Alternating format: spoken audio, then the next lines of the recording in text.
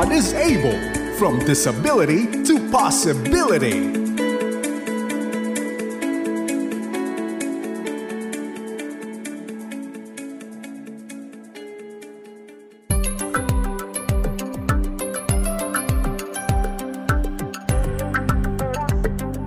Magandang umaga, hapon, gabi, saan man kayo sa mundo, mga minamahal naming persons affected by disability, and to everyone, welcome! Ito ang programang God is Able. Napapakinggan tayo ngayon sa FEBC Radio TV at bumabati sa lahat ng nasa Facebook page.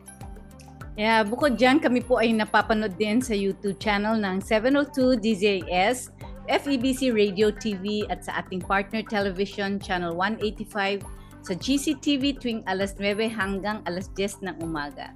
Tama po yan, Miss Malu. At doon sa mga nagsasend pa rin ho ng SMS, pwede pa rin ho magpadala ng inyong feedback, questions, concerns, praise reports sa smart number natin 0999-223-5675, sa globe number nating 0916-296-6620 at sa ating landline number 8654-3322, local 401. We're looking forward na makapakinig po from you. We desire po your feedback and your reports of praise.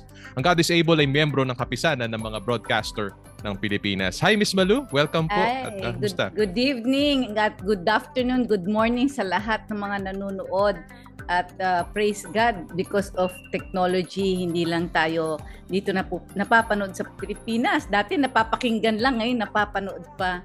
So, Brother Paulo, para sa mga first-timers, baka pwede mo i-share ano nga ba ang God is Able? Yes, thanks Miss Malu. Doon nga po sa ating mga tagapakinig, ang God is Able po, tayo po isamahan na binubuo ng different members of the one body of Jesus Christ. Tayo po ay nagkakaisa para po ibahagi ang pagmamahal ng Panginoon. Particular po ang gospel, ang mabuting balita po ni Jesucristo sa mga pamilya po na apektado ng kapansanan. At inaaka po natin sila through our different programs kagaya po ng Gift of Mobility, kung saan tayo po ay nakababahagi ho ng mga assistive devices tulad po ng mga appropriately fit, I must add, ng mga wheelchairs, crutches, canes at walkers. At meron din po tayong tinatawag na family camp kung saan binibigyan ho natin ng kapahingahan po at nawa ay pagkakataon for revival in the Lord ang mga pamilya po na apektado ng kapansanan. Iba pa ho tayong programs, please pray for it, Miss Malu. Meron nga po tayong dinedevelop na material for seminaries and universities. So tuloy-tuloy po ang gawain ni Lord sa God is Able. Praise God. At ngayon po, mga kaibigan, ang ating pag-uusapan naman ay tungkol sa ADHD at saka yung mga learning disabilities, no? Minsan kasi, Brother Paulo, ayan yata yung isang disability na siguro mahirap maintindihan at mahirap tanggapin. Kasi halos, you cannot even tell kung ano yung disability nila. And some people think na matigas lang ang ulo niyan. So may mga assumptions ang mga ibang tao, no? Pero ang ating guest ngayon, si Miss Kat Caberzon, will tell us more about her child na diagnosed with ADHD, attention hyper, sige, Kat na ang magkukwento nun. Sige, Kat. Welcome to God is Able. At bago tayo mag-start, baka meron kang gustong batiin. Hello po. Salamat po sa for this interview. It's a first time for me, and hello sa aking mga D-group, mga ka-D-group and homeschooling friends. Yun lang po. Yeah. Kat, maybe you can tell us more what is ADHD? At saka yung sinabi mong condition ng anak mo na merong learning disability. Ano nga ba ibig sabihin yan? Bali po yung ADHD, they are people with having a hard time in focusing also. So you cannot put them in one place. They would often wander around. So, yun nga po, marami ang nagkakaakala na malikot lang or pasaway lang, ganun. Pero, it's a condition that our SPED doctor explained to us na there are things na hindi niya na kokontrol. Parang spontaneous lang niyang ginagawa, like standing up while having dinner or lunch, ganyan, while eating. So, hindi nila nakokontrol yon. And then, their thoughts just keeps on wandering around. And, yun yung yung pagka-explain sa akin with ADHD. Tapos with my child, meron siyang learning disability. So aside from ADHD, medyo malaki yung lags niya when it comes sa not just academics pero sa tawag nito yung sa ibang skills. Yun. Tapos meron din siyang she has a hard time pronouncing some words. Meron siyang lisp. Yun. So, yun po. Yeah, si Scott, yung ADHD, it means attention deficit. Deficit. Ano pa? Yung H is hyper. Hyper. Hindi ako familiar. Basta, yeah. I think it's attention deficit hyper disability. I think so. Yeah. Ayun. Attention deficit hyperactivity disorder. Yun. So basically, yung pagka yung bata hindi maka-focus, hyper, galaw ng galaw, yun, dapat medyo magsuspecha na yung hindi maka-focus sa school. Alam mo siguro madalas kang matawag ng teacher, diba? Usually pag ganyan, no? So anong dapat gawin, Kat? What's the first thing that you do when you find out that something is different about your child? Right. For us kasi, honestly, it was not yung kaagad that we brought her to a DevPed or a SPED doctor. So, growing up, during our monthly check-up sa well baby niya, napansin na po yun ng pedya namin na meron siyang difficulty in eye contact. So marami ng red flags. Pero as parents, honestly, parang we were brushing off the idea kasi parang sinasabi namin na delayed lang, ganyan. Usually ganun naman ang reasoning ng mga parents who na, hindi nila kaagad pinapacheck yung anak nila. And then when I homeschooled her, parang napansin ko na yung mahirap yung kanyang retention sa mga sa mga lesson. So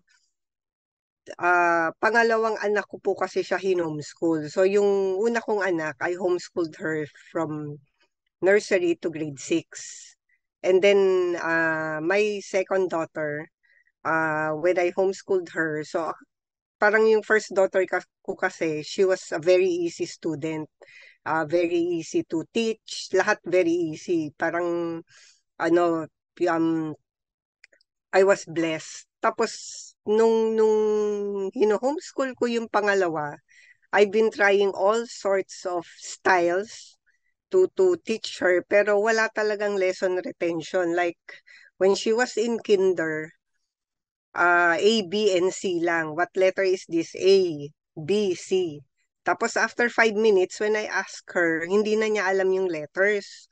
So nung umpisa, akala ko, yung ayaw lang niyang makinig or nagdi-disobey lang siya, parang ganun. So, although sinabi namin yun dun sa pedya namin kasi it was a concern. Tapos yun na nga, sinasabihan niya kami na have her check. Kaya lang hindi kami sumunod, hindi kami nakinig kaagad kasi we were in denial. Yun. So, up until to the point na I talked to the school principal of our homeschool provider. I told her na gusto kong ulitin yung kindergarten niya. So, we will take a gap leave sa school.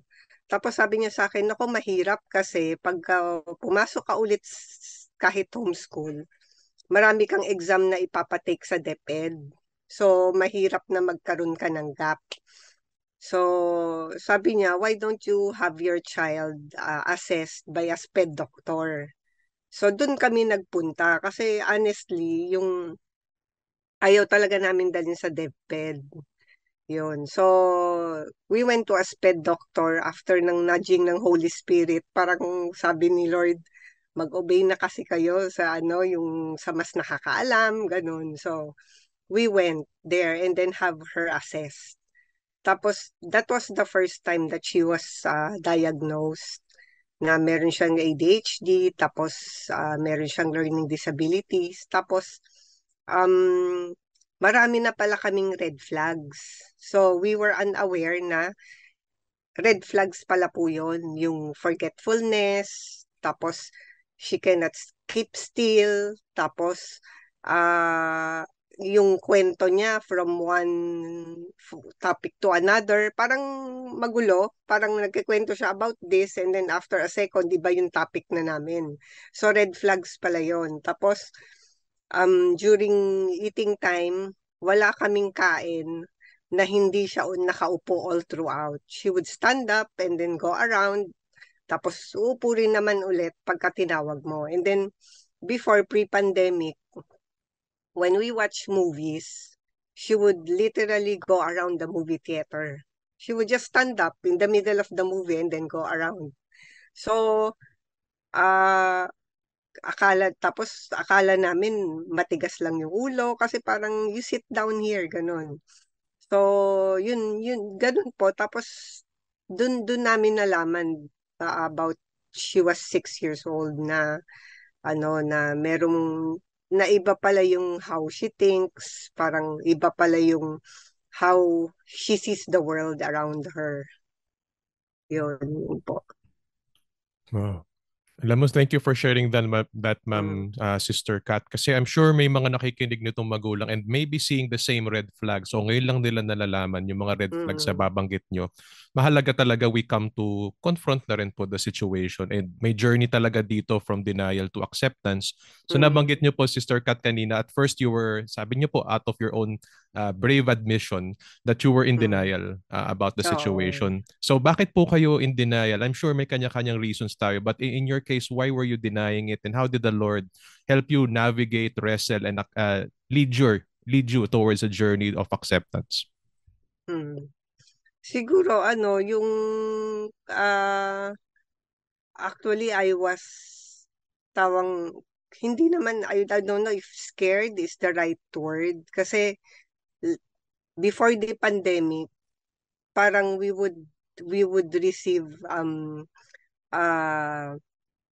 hindi naman negative, pero parang everyone was telling us na ba't nag-homeschool, parang ganyan.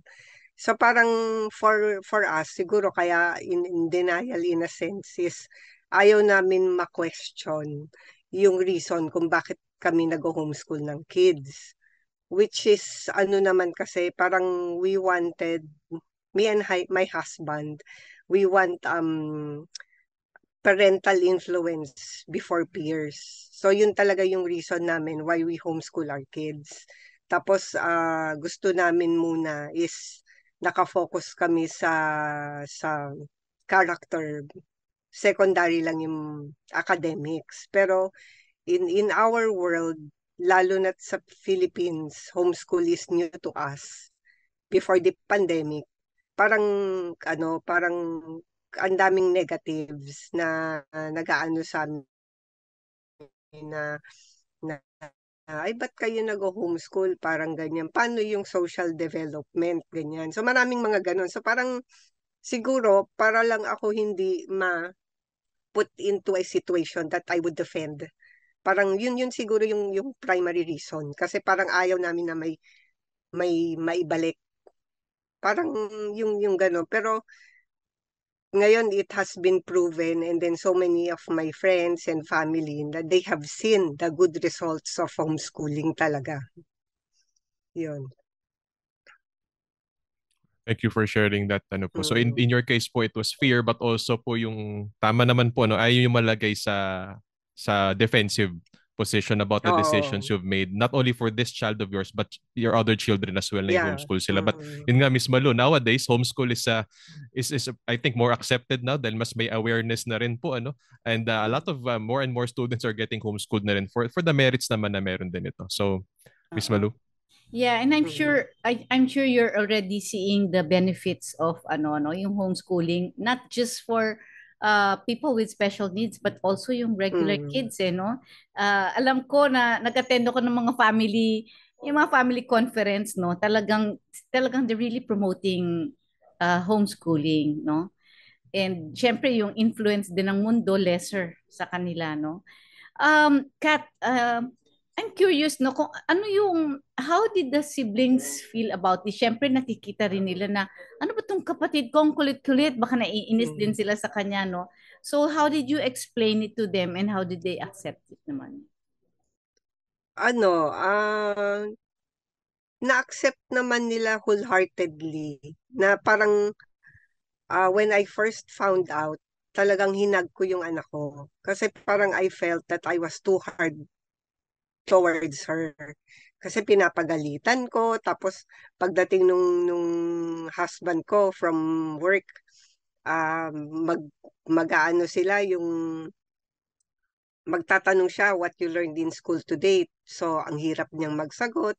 Parang mas madaling na-accept ng mga siblings kasi they are always together. Dahil nga we are homeschooling, iba yung bond nila. Kumbaga parang sila tatlong Maria sila So meron silang tandem. Kumbaga parang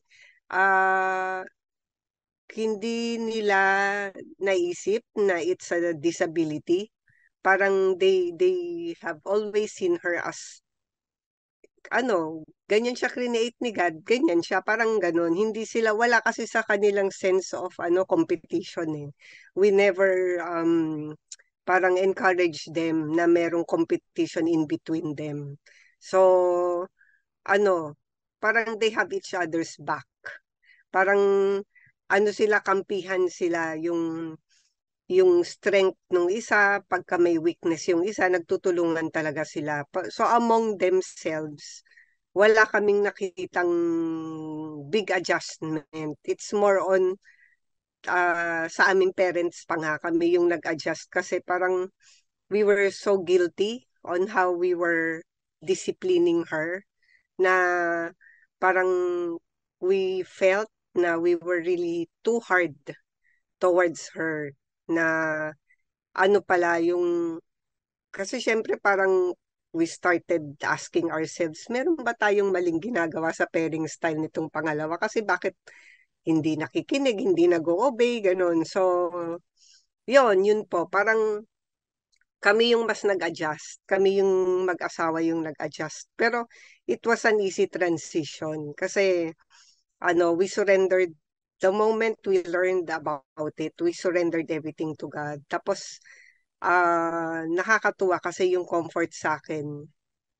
Like, tuwan-tuwa ako nung nag-post si Sis Maluna, yung about sa John 9:2-3. Kasi yun din yung verse na inimpress ni God sa heart sa akin, ni God sa heart ko na it's not because of we did something wrong na kaya ganyan yung anak namin. But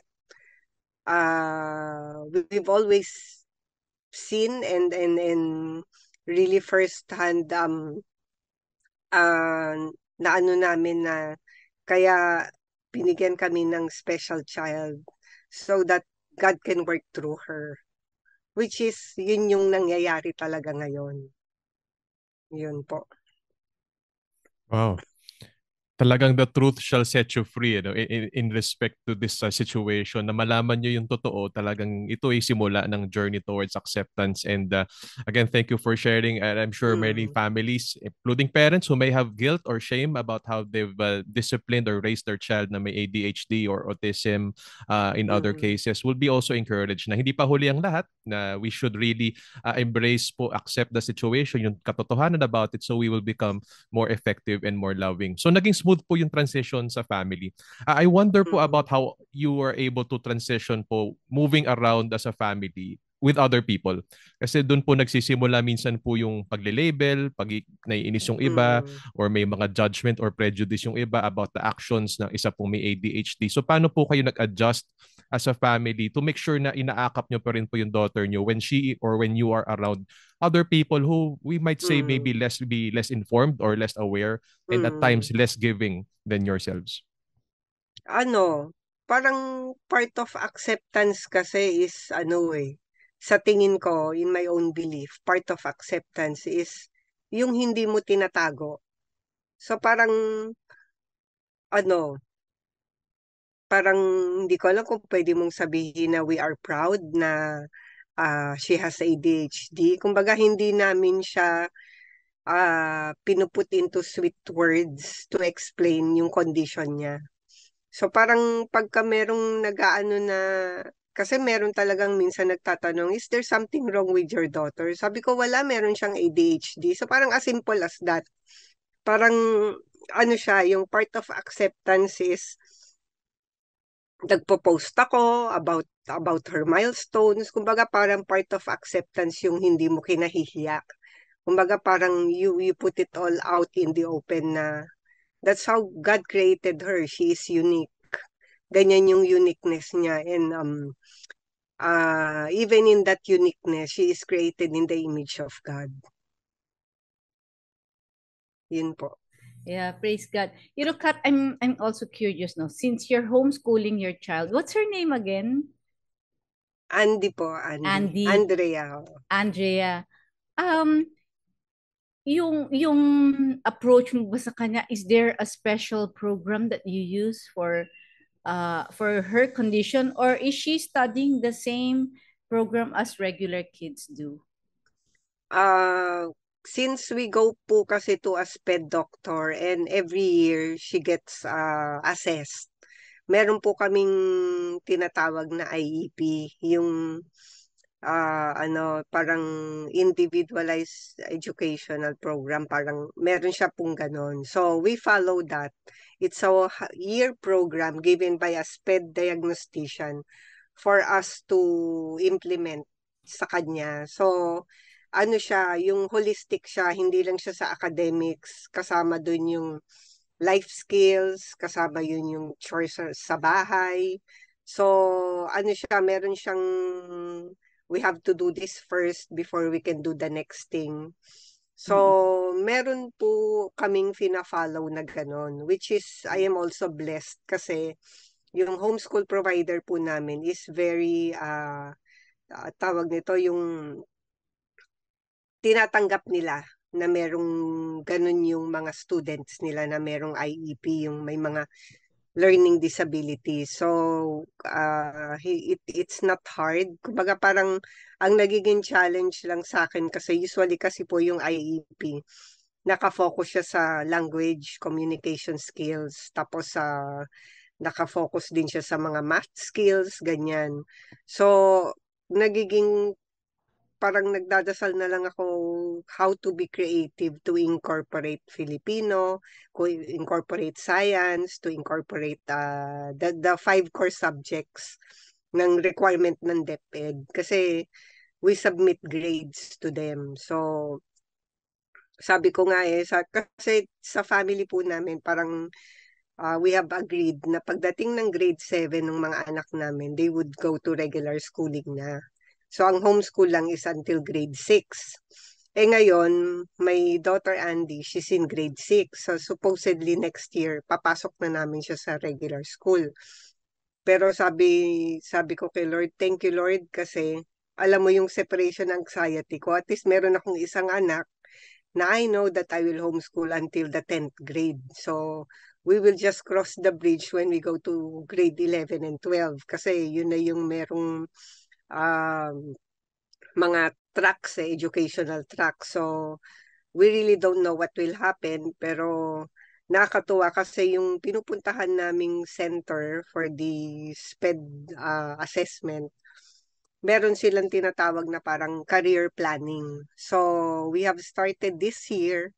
So, titingnan yung skills niya. So, we know later on in life kung ano yung skills na, kung ano yung work na pwede niyang mapasok, pero more on skills-based. So, hindi sila magiging parang nakakatuwa kasi merong future sa kanila even if they have these disabilities.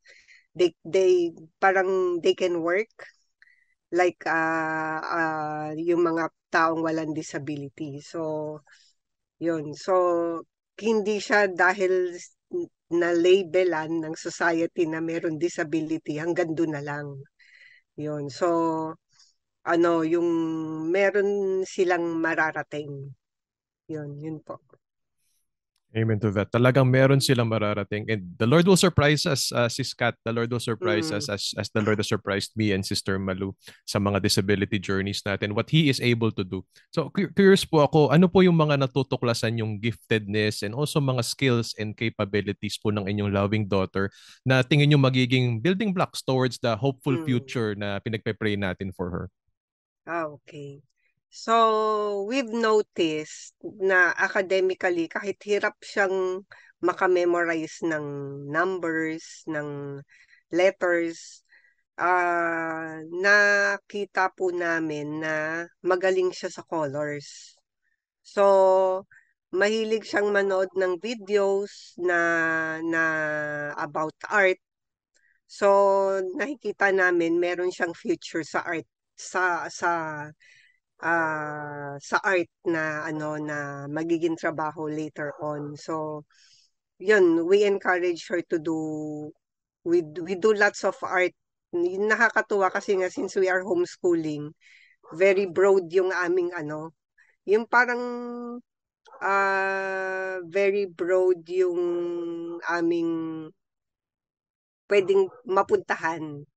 Kasi nga, pwede kaming since she's good there, pwede kaming doon nakatutok. Kumbaga, hindi kami napipin down because we are homeschooling nga po. So, homeschooling really works for our family. Pero, if you would ask me, it's really a commitment. So, kahit hindi porket nag-homeschool kami, I tell everyone to homeschool. Kasi we believe as a family that homeschooling is also a calling from God. Kasi it takes commitment at saka it's a lifestyle. Thank you, Kat, no? Mm-mm. Let's now talk about you as a parent, no? How do you cope with all of this? Siyempre, siguro maybe it's overwhelming.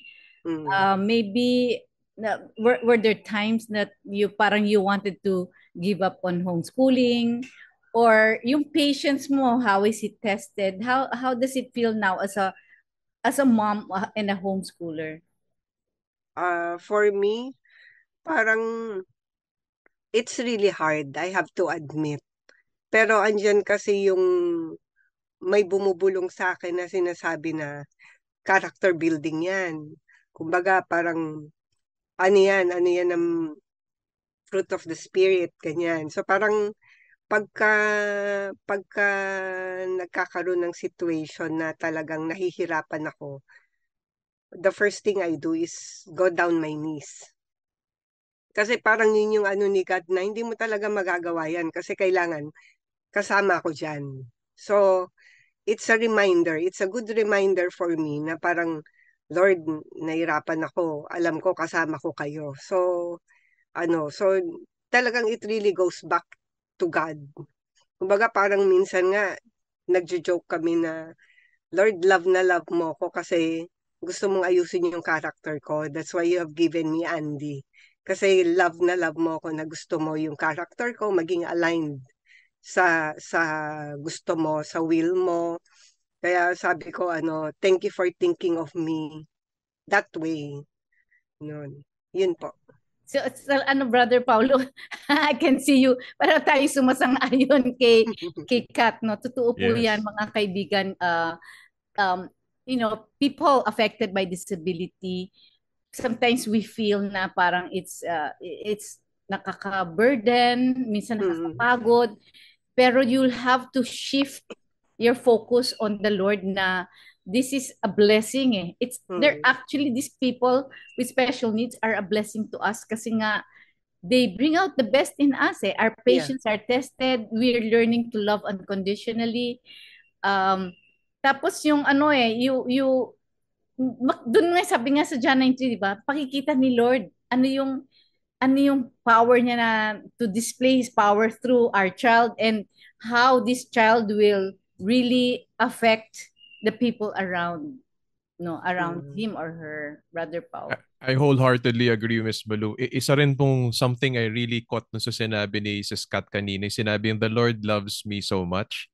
It takes great faith and a lot of trust in the Lord's ways and the Lord's heart to say na ginawa to ng Diyos, pinagkatiwala ng Diyos itong minamahal ko may kapansanan dahil mahal niya ako at mahal niya kami. To see it through the lenses of God's love is something really special and worth celebrating. And on that hopeful note, tayo po ay magkakaroon lamang ng maiksihong paalala mula ho sa salita ng Diyos. And para ho lalo ho tayong magabayan sa pang-araw-araw, pakinggan natin ang ating Hope Notes with the Valleza couple. Be the eager one. One apostle was Simon, known as the eager one. Luke chapter 6, verse 14 to 15. Tayo ay dapat maging excited at mapuno ng kagalakan kapag nabibigyan tayo ng oportunidad upang mag-serve kay God. Sa puntong binibigay natin ang 100% effort natin sa kung anuman ang hilingin niya sa atin. At kahit hindi natin makamit yung outcome na gusto natin, victory pa rin ito para sa atin dahil binigay natin ang best natin. Sabi nga sa Colossians chapter 3 verses 23 to 24, do your work willingly as though you were serving the Lord Himself and not just your earthly master. In fact, the Lord Christ is the one you are really serving, and you know He will reward you.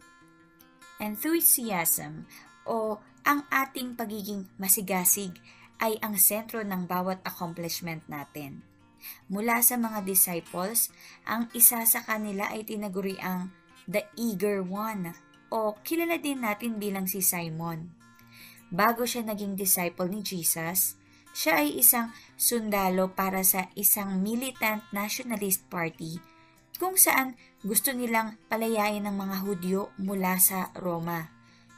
By grace, si Simon, the political zealot, ay naging isang spiritual revolutionary at ifinokus ang kanyang sarili kay Jesus at sa kanyang kaharian.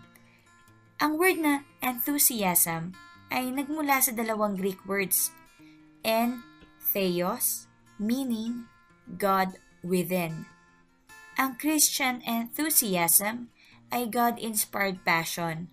Nakatuon ito sa glory ng Panginoon na ginaguide ng kanyang mga salita na may dedikasyon sa anak ng Panginoon na si Jesus na nagmumula sa Espiritu ng Panginoon. Sa ating pagmamahal at paglilingkod kay Jesus, iisa lamang ang paraan kundi ang ibigay natin ang lahat-lahat sa Kanya. Pagsumikapan nating maging katulad ni Simon, the eager one for God. Kaya, anong pwede nating gawin? Tuwing makakatanggap ka ng isang gawain na hindi mo masyadong gusto, sabihin mo ito sa sarili mo. Hindi ko man gusto ang gagawin ko, pero dahil pinili ako ng Panginoon gawin ito, ibibigay ko para sa Kanya ang best ko dahil ito ang deserve niya mula sa akin. Let's pray. Lord, tulungan mo akong maging masigasig lagi sa iyong mga gawain na inaata sa akin. Patuloy mo akong bigyan ng kagalakan sa puso, maibigay ang 100% ko. Dahil ang mapagsilbihan ka ay isang pribilehiyo upang maipakita ang aking pasasalamat sa lahat ng mga ginawa mo para sa akin. Amen.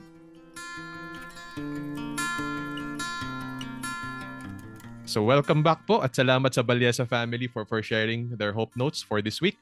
Ma'am Kat, now we have discovered po na the not so secret of your journey, and that is your faith in the Lord, faith in God through Jesus Christ. Maybe you'd like to share about how you were able to get to know the Lord through Christ, and how this faith has helped you through your journey as a family and someone caring for your daughter Andy as well. Mm. So, growing up, we were members of a different faith. So my mom was the one who introduced me to Jesus. Yun. So how old was I? I was in my elementary when I got to know Jesus as my personal Lord and Savior. So laking Sunday school ako. So uh, we are a family of 4. And then when I was 19, my mom, God took my mom home. So, but my father remarried again. And from that time, I've been attending in CCF. So talagang laking CCF ako from Sunday school until the youth, and then single tapos married.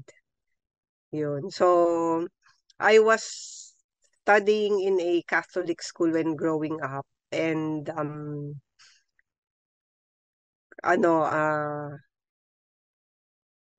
there was a part of my past na talagang ginamit ni God of how I am today. So alam ko yung feeling nung anak ko na because she is gullible. So according to our SPED doctor, homeschooling talaga is good for her kasi we parang we don't want her to get bullied because of that, because she's gullible. And I did not want to also for her to uh experience what I experienced growing up, kasi there was part of my life na I was bullied. Yun. But God allowed those things to happen para I am who I am today. Yun. So at an early age, I what you call this? I got to know Jesus in a personal way. And then ever since that day, I could say that there are no problems. There are, but I know that God is on my side. So when sabi nga, 'di ba, parang in everything God always prepares you. So I think yung having that kind of childhood prepared me for who I am today as a parent to a child with special needs. So sometimes we don't see the big picture yet when things are happening uh, that are not so good right then and there, but it clearly unfolds, and then you would see the big picture of God, of why you have to go through those things, because He is preparing you for bigger things na alam mo naman na He would always be with you by your side. Yun po. Yeah, praise God, no? Kat, gusto ko rin malaman yung how do you teach your daughter, Andy? How do you teach her about God? Is she able to understand who God is, the whole concept of the salvation? How did you share the gospel to your child? Uh, Before we start kasi homeschool, usually on Mondays, we have a homeschool devotion. So, I make it a point na talagang lagi kong sinishare si Jesus sa kanya, kasi I'll never know kung kailan talaga siya yung mag-a-accept. Kasi nga, with ano siya may mga things na hirap talaga po siyang intindihin, i-comprehend. So, parang I just make it a point and make sure that I always share Jesus to her. And also, part of it is sending her to Sunday school. Kumbaga parang not just at home, but when we go out, when we go to church, ano rin siya, surrounded din siya about the concept of who God is, ano yung salvation, yung ganon. So, we really made it a point to be intentional towards her, not just to her, also to our other two daughters, na talagang we would always talk about Jesus, we would talk about Jesus, to them, na, yung pagka meron kaming mga we go through as a family, hindi namin tinatago sa kanila. Kasi parang we would like to also experience, we would like for them to experience also yung goodness ni God. Kaya pagka meron kaming, kumbaga parang wala kaming tinatago sa kanila na mga problems, parang, but we just tell them in a way na they would understand as kids. Yun. So, nakakatuwa kasi parang it's really a family effort. It's a family affair. Yung kung sabi ko nga sa kanila, our family is created uniquely so that we can be used by God. Kumbaga parang as a family, we can be used by God. Yung talents natin, yung even our the background of how we grew up. Kasi syempre, iba yung childhood ng husband ko, iba yung childhood ko. So parang sabi ko, we are really handpicked by God kung paano tayo sa family natin. Kasi this is the point where God will really use us to influence others towards Jesus. Kumbaga yung mga friends nila, parang ganyan. So, sabi ko, ang lagi namin nire-remind sa mga anak namin na we should always share Jesus to everyone. Kaya nakakatuwa kasi pagka nagkwekwentuhan kami sa gabi, hindi nawawala talaga yung mga questions ng mga bata about God. Na minsan tinatanong, how did God created me? Mga ganyan. So parang meron kaming scientific na how we tell them. Tapos minsan one of my daughter would ask me, why am I different from my sister? Parang ganyan. So parang sinasabi ko, kasi that's the perfect way na yan yung way ni God na create ka para one day mayu-use ka ni God kasi unique ikaw. Kasi ikaw lang yung ginawa ni God na ganyan kasi ikaw yung gagamitin niya for this situation, mga ganun po.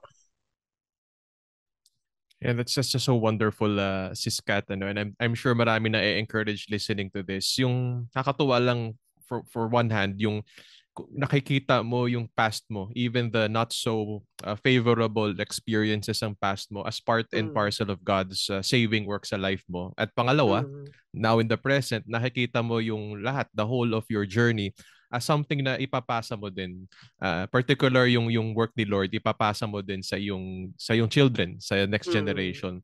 So nakakatuwa that you're talking about smooth transitions. Kitang-kita yung transition ng work ni God. And of course, every work of God, mga kaagapay, in our lives, whether something that we are proud of or something that we are still sometimes ashamed or guilty of, all of this should lead us closer and closer po to the saving knowledge of God through Jesus Christ. Na makita po natin kahit ang atin pong disability journey as God's loving work, God's embracing work, drawing us closer and closer to Himself. Kasi siya lang naman ho talaga ang makakaintindi sa atin, siya lang naman ho makakatulong sa atin. At siya po ang may wonderful plan sa likod ng lahat ng to. So sinasabi ni Sister Kat na big picture, makikita lang natin ang big picture when we have faith in the God who made us, fearfully and wonderfully made us and our children, and the God who desires to be with us and to bless us. And do sa mga nakikinig nito, if you really like to see your life through the lenses of God's work, then it takes faith. At sino po ba at kanino po ba natin ibibigay po ang ating wholehearted faith then through His Son Jesus Christ na nagtuturo sa atin sa Diyos. Jesus said, if you want to know the Father, if you want to know the works and the will of the Father in heaven, then we should look to Him. Let us look to Jesus Christ. And so sa mga nakikinig nito, if you are blessed and encouraged with Sister Kat's journey, sa journey ni Sister Malu and myself at sa God is Able, and why don't we all see the work of God through Jesus Christ? And perhaps I may lead you in a prayer. Samahan nyo lang po ako through this prayer. Samahan nyo ako not just with your listening ears, but your listening hearts. And let us say this prayer. You can repeat after me. Panginoon, kayo po ang Diyos, walang iba. Kayo po ang lumikha sa amin. At kayo po ang may mabuting plano sa buhay namin. Panginoon, inaamin namin na kami ay makasalanan. Hindi ho namin kayang ibangon o iligtas ang aming sarili, maging ang aming pamilya. Salamat, Panginoon, dahil po sa inyong anak na si Jesucristo.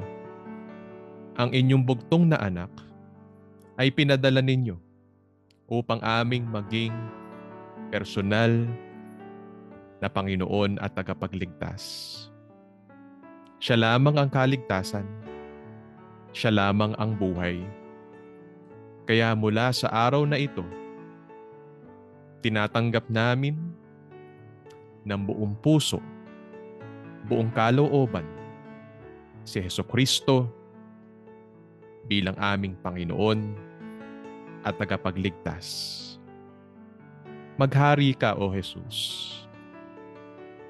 Mangyari ang kalooban mo at baguhin mo po kami. Ayusin mo po ang buhay namin. Ibalik niyo po kami sa Ama at makita namin ang buong buhay namin noon, ngayon, at magpakailanman bilang mabuting gawa ng Diyos. Iko-commit namin ang aming sarili. Tulungan niyo po kami, Banal na Espiritu, na mabuhay kaisa ng Diyos. Sa ngalan ni Kristo Jesus, ito ang aming panalangin. Amen. Amen. Amen. Amen. And kung kayo po ay tumanggap sa Panginoong Jesus, ang promise niya, He will never leave us nor forsake us. Amen. No? Yan. So, Kat, we're already towards the end of our program. Baka meron po kang mabigay na encouragement, final encouragement sa mga, baka may nanonood sa atin ngayon or nakikinig na mga magulang na katulad mo na kaka-discover lang nila na may ADHD ang kanilang anak. Ano ba ang iyong encouragement sa kanila? Ang akin encouragement is always run to God. Before anyone else, before going to specialist, a DepEd or a SPED doctor, or basta ang unang gawin is always pray to God, always run to God first. Kasi siya yung creator nila eh. So siya yung may alam. Kumbaga parang we have the Bible as our manual. Pero ang pinaka may kakilala sa mga anak natin or kapatid or kamag-anak na merong special needs is the one who created them. So, yun talaga ang aking maano lang is talagang always run to God for help, for guidance, for wisdom, kasi siya lang talaga yung makakapag-guide sa atin in our journey of raising our kids who has special needs. Yun po. Ang ganda ang ganda ng ating mga Yes. learnings today through Kat, and sigurado ako yung ating mga nakikinig ngayon may mga napulot na mga aral kung bakit tayo binigyan ng Panginoon ng anak na may special needs, no? So, ang bilis natatapos na naman po ang isang oras. Maraming salamat, Kat. Maraming salamat sa mga ating mga kaagapay na nakikinig. Ito po ang programang God is Able, Serbisyong PWD. Ako po si Malu Tiongson Ortiz. Salamat, Miss Malu. Salamat, Bobcat. At salamat sa mga sign language interpreters natin. Salamat sa inyo, mga kaagapay. Kung kayo po ay may natutunan, na blessed, na encourage, at nawa ay nadala ho sa Panginoon, nawa ho may bahagi nyo po ang mabuting balita ng mga nangyari po today at natutunan po natin. Doon po sa mga nasa Facebook Live, YouTube channel, doon po sa mga nakikinig sa FEBC Radio TV at sa channel 185 ng GCTV. Maraming salamat po. Ako po si Brother Paulo Sanchez. Kami po ang programang God is Able, laan ay katatagan at pag-asa sa mga Filipino PWDs. Miss Malu? From disability to possibility. Maraming salamat po and God bless. God bless. God is able. From disability to possibility.